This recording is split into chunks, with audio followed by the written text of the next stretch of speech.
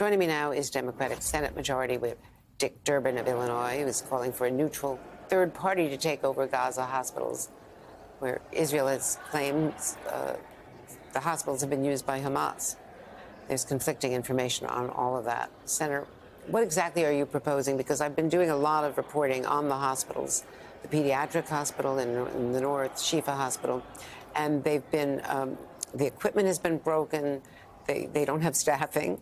They've been told to evacuate. I don't know how an outside group would reasonably take over and staff these hospitals with the lack of fuel and the lack of supplies and all the rest. Andrea, what I'm looking for is credible reports on these hospitals and looking for a third party that the public and the parties that are involved will accept. And that's not an easy thing. In fact, some organizations have told me pointedly they don't want to get involved in that. It's too political. It could backfire on them. But what I'm trying to establish is the fact that, number one, it is a legitimate hospital. It is not a command and control center or a place of military importance. Number two, to give us an assessment and inventory of what they're lacking. I've heard the stories, and you have too.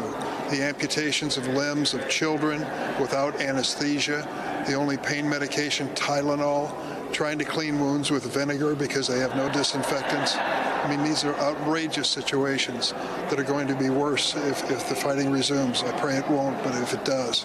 So I'm still searching for that third party. I'm going to reach out to the United Nations and see if they can give me some guidance. And Doctors Without Borders have lost some personnel. They've had terrible losses, even where they are in Gaza. And I was hearing from nurses at the Rantisi Hospital, the pediatric hospital, when they were accused of being Hamas-based or in Hamas in the basement. And the nurse, they were saying, I go to the basement all the time. And before we were told to evacuate, there were thousands of sheltering people, families on the floor there. You could barely walk to pick up, some diapers or supplies because there were so many people there. Where were these Hamas people? But since they've been evacuated, who knows who's in there now? And how do you get rid of the tunnels? Hamas could be back in the tunnels. I understand that it is a complex situation, and Hamas has used these hospitals as a veiled effort to continue their military operations in a safe way. And I do not want to in any way support that. But the bottom line is the hospitals that are real hospitals that have real needs should be identified and protected. We should let it be known to both sides that these hospitals have to be kept out of the conflict. That is not unreasonable. It is basic, and it's consistent with international law when it comes to humane treatment of individuals in wartime. No, you're absolutely right. And one other thing, that without enough fuel for cell phones and for the generation of cell phone coverage, as well as for people to charge their phones, 80% of the population has been displaced. They're in the south. Israel has not yet agreed, but if they resume hostilities, that they won't attack the south, as far as we know. The U.S. has been pressing for that. And a lot of these people can't communicate with each other to get out. There are these pediatric cancer patients. 32 have gotten out on a list of 52.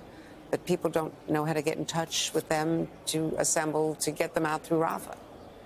And Andrea, one other element that there's been a promise for weeks from the Israeli ambassador and others of hospital ships that are going to be brought to the scene to try to provide some relief to what you just described. I'm still waiting. I hope it was today that it happened, but it's been promised for a long time.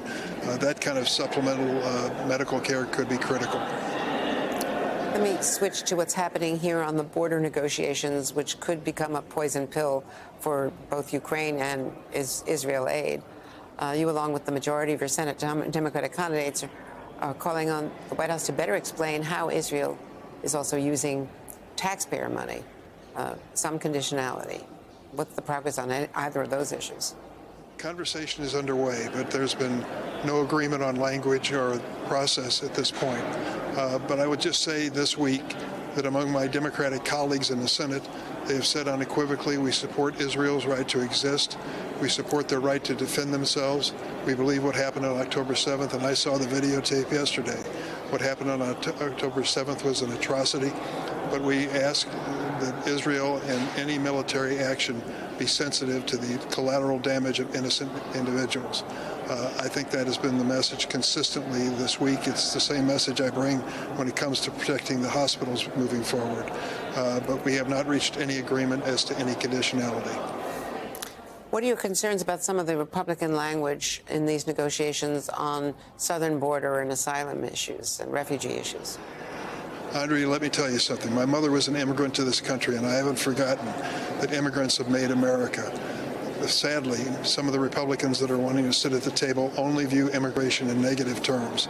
I agree that we have to have a new process at the border, which brings order to the situation, which has been overwhelmed by the numbers of refugees from all over the world. That has to be done, but it has to be done thoughtfully. The idea of eliminating what's known as parole, the president's authority to allow people to come in this country, is absolutely unacceptable to me. Emergency situations like Ukraine make parole absolutely essential in times of those dire situations. And I would just say my biggest concern is there are people sitting at that table negotiating who are not who are opposed to any new immigration in America. If we need new medical personnel to come to America, doctors, nurses, to keep our hospitals open in Illinois, both downstate as well as the city, obviously immigrants are needed. We certainly need them in our agricultural sector. We've got to take a balanced view towards immigration. Don't overdo it, don't abuse it, but don't ignore the fact that it's a critical part of our history and our economy.